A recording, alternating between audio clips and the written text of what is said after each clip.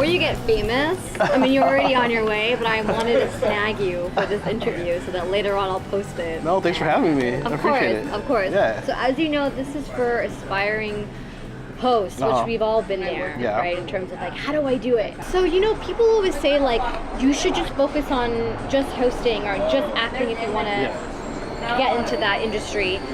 But you, as well as me, we are trying it all. Yeah. So like, do you think that's a good tip for people who want to get into this industry? Like, is it like, don't be afraid to say yes to everything, or is there a limit? Don't be afraid to say yes to everything. Try it at least once or whatnot, just so you know, because in this industry you have to understand how to do a little bit of everything, so you understand each part of the industry or whatnot. Producing your own content or producing in general, let's see, acting, hosting in front of the camera, see which works best for you. Then just go towards those things that speak to you more, I think. You know what I mean? So let's start backwards, because obviously, I mean, I'm sure you had a lot of failures and maybe like negative, just like dark moments. I'm not sure about you, but like for a lot of people out here, it's like you kind of question your worth. So tell me about the beginning stages of how you got to where you are right now. Let's take it back. I went to school for psychology. I minored in biology.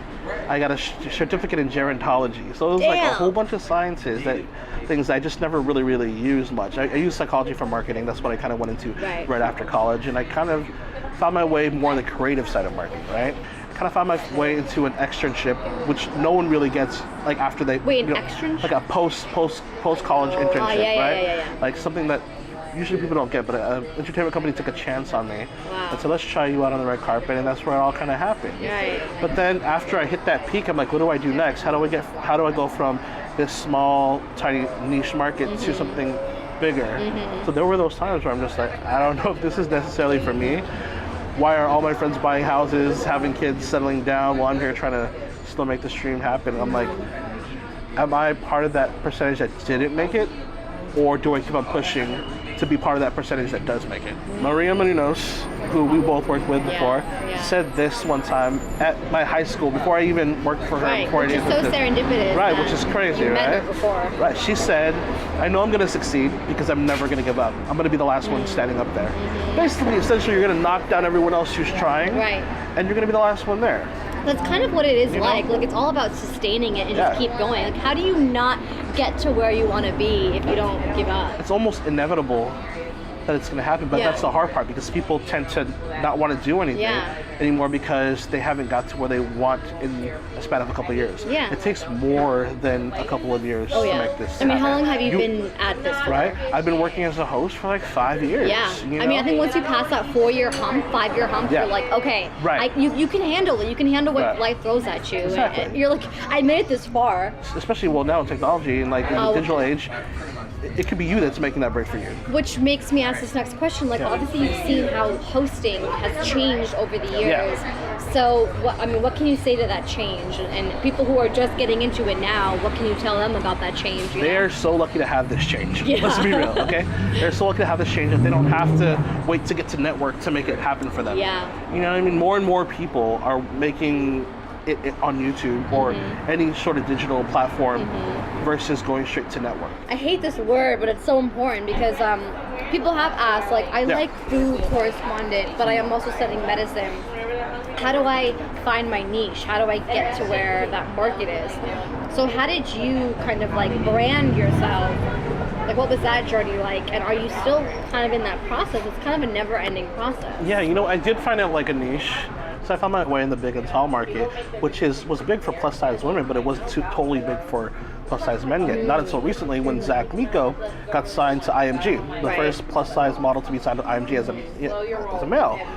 So then I was like, oh, that's a market right there. I love fashion. My website's about fashion, lifestyle, music, and hip hop.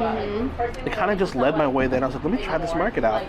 And it was right. People, like, bigger guys want to see another guy dress well, how they do it, and all this other stuff.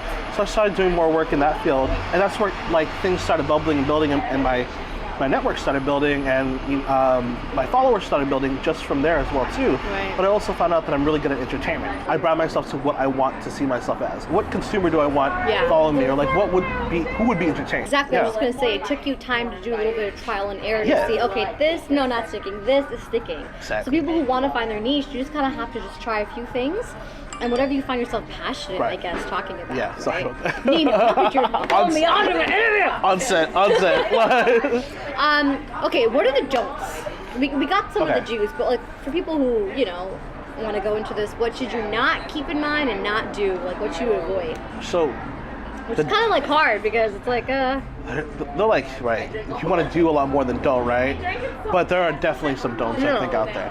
I think a good don't is obviously to not give up, because that's going to be the first thing. Don't give up and don't overthink. Yeah. So this is the thing. When we come out of this is like preaching to me. so bad, because like, you know, whenever you get out of an audition, whenever you get out of a project, you start to overthink, thinking, did I do that right? I could have done this. I could have done that. You know, but when you went in there, you knew you were going to give the best you can give. Yeah. You know, sometimes you just have to go and leave it on the table. Yeah. And then just let it all work out for you. You know what I mean?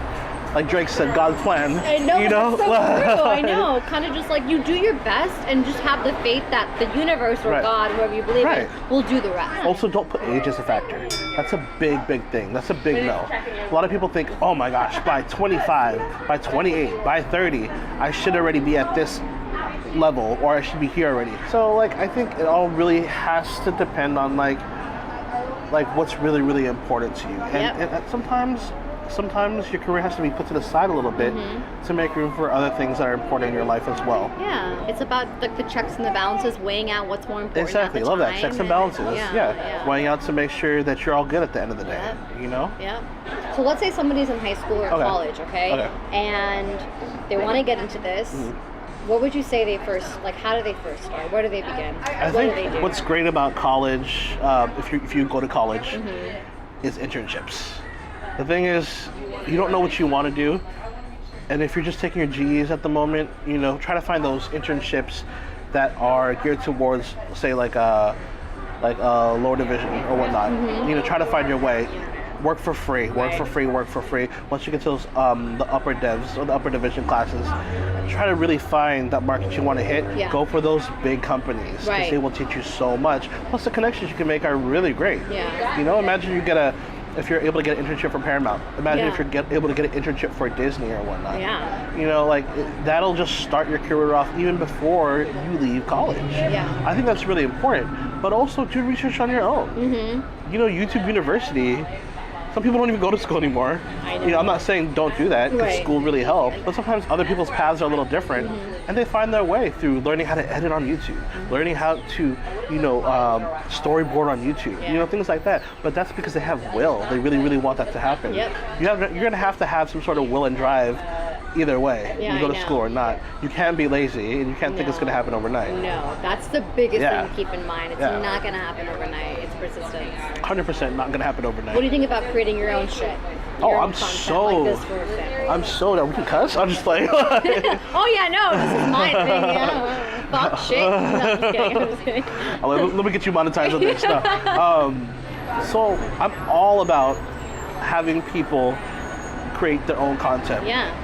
It's a way to showcase your skills. And create a portfolio for yourself. Exactly. Sometimes you can't have a professional hosting reel. I think employers, whoever's hiring you, will see the dedication you're bringing, at least by just trying on your own. Imagine just going out in the field, grab a camera, grab a friend, grab a mic.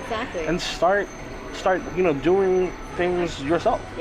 You've done a lot, but like, what are some of your goals that you still have? I want to win an Emmy. I'm putting it out to the universe. Nino Llanera, Emmy. I want to win an Emmy. I want to win an Emmy for producing or hosting. Somewhere along those lines, I want to win an Emmy. That's why I'm producing my own content now. You know. You haven't given up, and you always, no matter whenever I see you, you always have like a smile. Like this calmness smile, and like, I'm Nino, I got this. Even though things are hard, I'm still going through it. And you just embody that, and I see you continuing to thrive. I'm just very proud of you, which is why I wanted to bring you on today. Hearing stuff like that really pushes me and things like that, and I think that's why I keep the positive out there.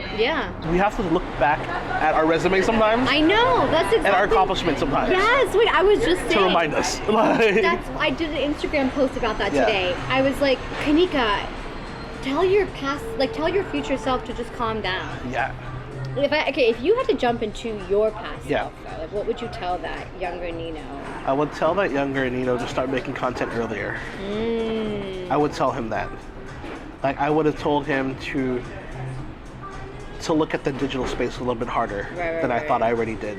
And before we wrap this up, Yeah. I'd be stupid not to mention your ethnicity Yeah. and how that you use that to empower who you are. Girl, I'm a Talk to me person little of bit color. about that. Yeah, go PSEs. Yeah, so nowadays, especially I'd say in TV, Yeah. film's catching up a little bit, still taking some time. TV though, diversity is out there, diversity is in. Finally, you know, it's a time and day where you being brown or having melanin in your skin is a good thing, you know, and if you still feel like it's not, fight for it. Yeah. You know, but when you look at the statistics in entertainment and see how many Asian American working actors there are right now, or people of color there are right now, it's definitely skyrocketed from when it was before. Right. And they're not all getting placed in roles that are stereotypical to them. Yeah, I know. Which is amazing. But that's a good thing. That's a great thing, right? We look at Crazy Ex-Girlfriend. We were both on that after show. Josh Chan is not your ordinary, you know, like wimpy kid. Right. You know, he's just buff like heartthrob. Right. You know, on TV. Right. And they say he's Filipino. Not Hawaiian, not Latino, but Filipino. They specifically mention Very that. specific. We don't see many like Filipino representation No, in the you media, don't. or at least acknowledgement of Right. it. You don't. Ride with it. Make sure that we're claiming our spot into it and Yeah. work hard to get to where we want to be. Exactly. He is going places. He's already been so many places, but he's going to more. So Nino, thank you again. Thanks, for Kanika. this I appreciate interview. it. Thank you.